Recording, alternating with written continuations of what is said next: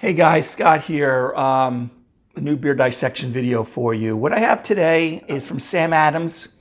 It's called Flannel Fest. It looks like a nice, pretty looking can. This is from a compilation pack I picked up called Beer Fest. You know, I'm sitting here almost the end of August. Oktoberfest is coming up in about 3 weeks or so. So they have a pumpkin ale, Oktoberfest, hoppy lager. This is a Munich Dunkel Flannel Fest. I've never had this before, and actually there's been 2 or 3 beers in this pack, which again I'm hoping I'll have to pop over my shoulder to take a look at it. There's, like I said, pumpkin ale, Oktoberfest, hoppy lager, and this Munich Dunkel. And so there's 3 beers of each, and pretty much that's it. So this one, everyone's familiar with Sam Adams, Boston Beer Company. They're, they're technically still craft beer, but we all kind of consider them big beer now because they're buying out a lot of places now.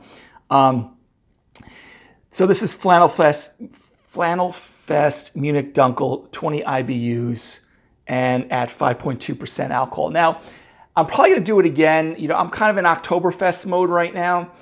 I probably tag at the end of this video. There may be a little icon that you can watch my Oktoberfest video that I just filmed it a week or 2 ago. It goes a little bit more into the history of Oktoberfest, goes into the beers about Oktoberfest. And actually, just not to steal some thunder from that video, but back 1810 is when Oktoberfest started. The beers they were drinking back then were closer to this Munich Dunkel. All right, then they went to kind of more of a Märzen style, looks like Marzen, but it's Märzen, and now they drink mainly Fest beer. And I go into that a little bit. I'm not going to try to go down that wormhole too much on this video. I just want to stay focused on this beer. But watch that video if you do, you're a little bit of a beer geek and you'd like to learn a little about the history. I do have a video I did probably a little bit longer from about a year ago, really got into the history on things. So I like that, with all my studying and things like that. This one is saying, let me just take a look at some distinguishing info if they're giving away anything here. But again, it is a lager, 5.2%, 20 IBUs. Now remember, with Munich Dunkels, they're usually using Munich malt, Munich Dunkel meaning dark, versus say Munich Helles, which is the lighter, clear kind of looking beer. Actually, the number 1 drank beer in Bavaria is now Munich Helles, followed closely by Weissbier. So this beer was drank a lot before, around 1810 when they were first starting Oktoberfest because, kilning was different, things like that, and this was just the style of beer. So again, I'm trying to avoid going down that wormhole, but let's take a look at this. What we're looking for in this beer, it's going to be darker, obviously, because it is called Dunkel. Let me just pour this off camera here a little bit. So they're typically using Munich malt, sometimes some Vienna malt in this. And there we go. But you still want kind of a crisper lager. I apologize. I had this delivered not that long ago, and it kind of got shooken up a little bit. But let's just take a look what we can see right now. Got a nice light tan to light brown head. Pretty tight, compact bubbles on top. We're getting a little bit of that meringue-like look on top. I sometimes say it looks like kind of fluff, sometimes sitting on top of hot chocolate or the crema on a nice espresso, which looks very good. And let's take a look at the color. So you definitely have that darker kind of copper to maybe even light brown color. In the light when if I move it around a little bit, sometimes it gets a little bit amber, but it's clear. It should be clear. This is not a Weiss beer. It shouldn't be using any wheat, but they typically use some two-row, sometimes Pilsner malt briefs, and then they'll use sometimes definitely Munich malt in this, and that gives that darker color to it. Okay, and I'll try to spare you. I'm trying not to turn this into a what is style. Maybe I should do a video just strictly on the history of Munich Dunkel. But remember, Dunkel meaning dark, Helles meaning light. So Munich Dunkel's dark lager, Munich Helles is the lighter lager, especially if you've been to Germany. So let's take a sniff of this aroma. Oh, nice. So you get kind of like a light, it almost smells like kind of a slightly burnt sugar, like caramel, not quite caramelized, but you kind of get that on the nose. slightly herbal character, slight caramel, like I said, you know, brown bread, toast, a little toffee-like. Maybe even kind of like toasted nuts, pinoli nuts, walnuts, whatever, name your nut, kind of gives you that on the nose. And even kind of like, you know, challah bread, brioche, toasted biscuit top on the malt profile. And that's really coming from the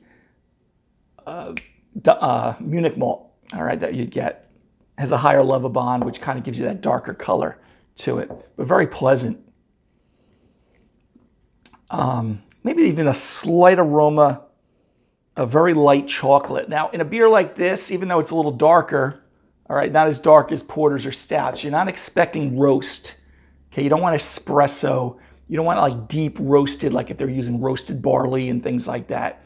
But a light chocolate, nut, toffee, baked bread, biscuit top, challah bread crust, Maillard reaction you can kind of look for in this toffee. So whatever adjective you'd like to use. Very nice though. Okay, guys, Prost.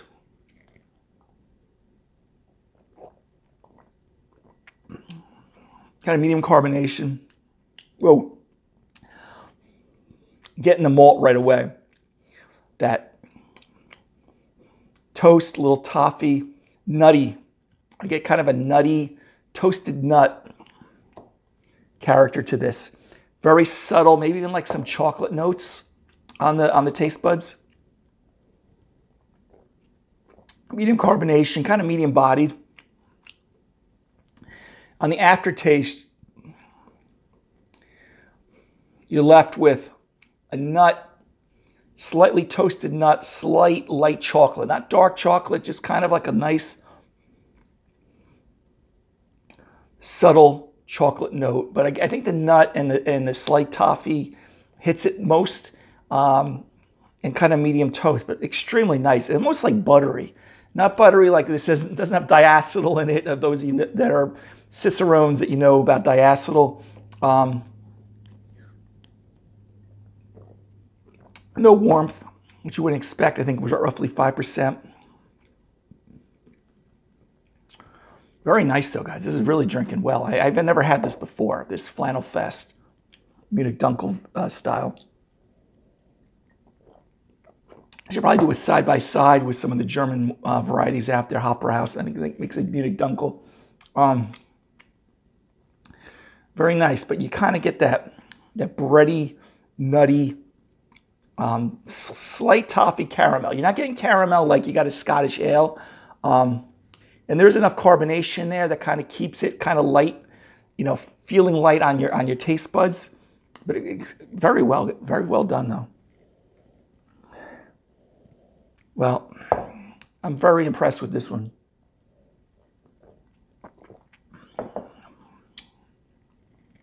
You could probably say that you have